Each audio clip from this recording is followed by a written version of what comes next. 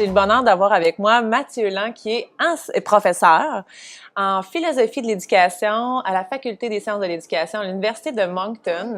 Écoute, tu as donné la conférence d'ouverture de la 10e édition du colloque Claire, voir l'éducation autrement. J'ai envie de te poser cette question-là pour commencer. Qu'est-ce que l'éducation, Mathieu? Ah, ouais. Puis voir autrement en plus. Hein? Comment on peut voir l'éducation autrement? Ouais. Ben, ma formation est en philosophie, tu l'as dit, enseigne les cours de fondement d'éducation, en philosophie de l'éducation aux étudiants qui deviennent enseignants. Puis, ben, c'est la question qu'on creuse. Hein? Qu'est-ce que l'éducation? Puis c'est souvent une question piège parce que c'est comme demander à quelqu'un, est-ce que tu sais respirer? Puis il va dire, ben oui, j'ai fait ça toute ma vie. Mais si c'est ton prof de yoga qui dit, est-ce que tu sais respirer? Ou ton prof de chant, tu vas faire, oh, t'as peu là. Je peux apprendre à mieux respirer, et pourtant, j'ai fait ça toute ma vie. Mais c'est la même chose pour l'éducation. Ça nous entoure. On a tous appris quelque chose. On est tous dans une démarche qui nous amène, qui nous prend où on est, puis qui nous amène à quelque part. Il y a une dimension pédagogique, là, parce qu'on est accompagné, mais le résultat de cet accompagnement-là, c'est ça, l'éducation. C'est-à-dire qu'on est dans un état initial, puis on vit une expérience, on entreprend soit un processus ou en tout cas une expérience de vie, et on est transformé, puis idéalement, on est transformé pour le mieux. C'est ce qui fait que, si je te pose la question, Stéphanie, peux-tu me parler de toi? Puis ce que tu vas me répondre, ben, c'est le résultat de l'éducation que tu as reçue. Tu sais, tu vas parler de tes valeurs, peut-être. Tu vas peut-être parler de ce que tu aimes, ce que tu aimes moins, l'impact que tu vas avoir dans ton entourage. Moi, je veux changer le monde, ou je veux rendre les gens heureux, ou je veux transformer la vie des enfants, ou je veux faire connaître des belles choses en éducation au plus de monde possible. Ben, c'est pas mal ça, le résultat de l'éducation. J'aime ça parce que quand tu as dit l'expérience de vie qui nous amène à devenir qui on devient, ouais. Ça veut dire que c'est tout le temps, dans le sens où c'est à la récréation, c'est au service de garde, c'est en se dirigeant vers l'école, c'est en soirée à la maison, c'est tout le temps. C'est comme paradoxal. L'éducation, c'est devenir ce qu'on n'est pas, mais c'est pas étranger à ce qu'on est. Donc, c'est tout le temps lié à notre potentiel, à nous. Oui. Puis c'est pour ça que Rousseau, puis je n'ai parlé un peu dans la conférencière, c'est pour ça que Rousseau disait l'enfant ne peut pas être un moyen en vue d'une fin parce que il est sa propre fin. Chaque personne est sa propre fin. On peut pas mettre en place tout un dispositif d'évaluation. Puis je trouve que c'est un peu inhumain. Rousseau dirait en fait que c'est inhumain. C'est ça le processus d'évaluation qui est en place en ce moment. S'il est au service du développement de la personne, ça c'est une bonne évaluation.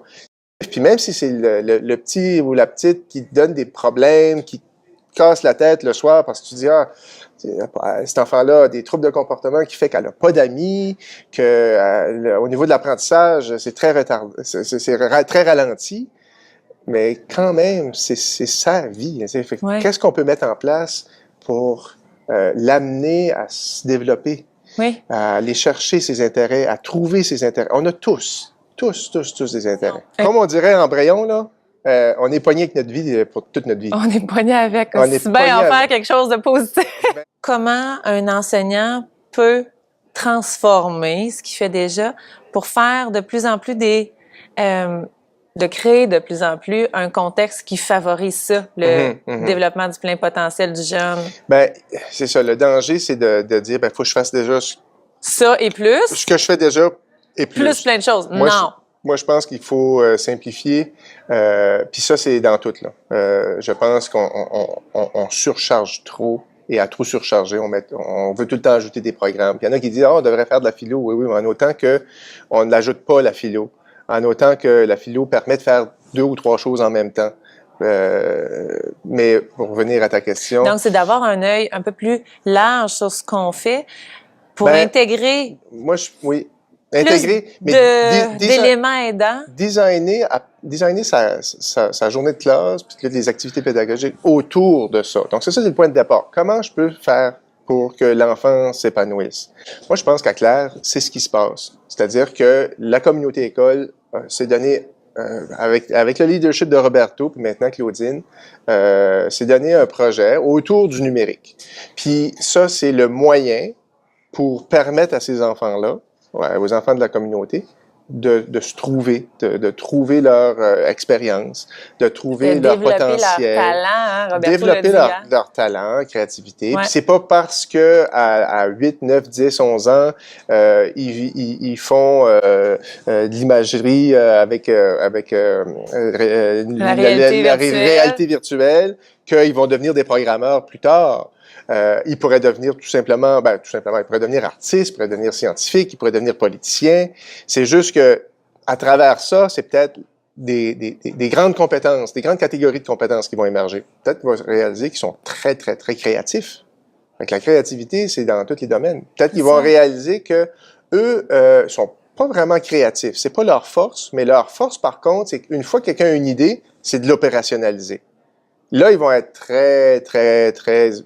Je sais, ça revient quasiment de la créativité. Ouais. Il y en a d'autres que ça va être... ils vont être super bons pour identifier des problèmes. Mais dans n'importe quelle sphère d'activité, que ce soit au travail ou à la maison, c'est des compétences de base. Mais ça se développe pas papier-crayon. Ça se développe avec des expériences en vivant en réalisant des projets, puis en le faisant. En étant confronté à des problèmes. En étant confronté à des enjeux. Pour terminer la conférence, hier, tu avais mentionné, il n'y a pas d'éducation sans... Oui. Sans quoi?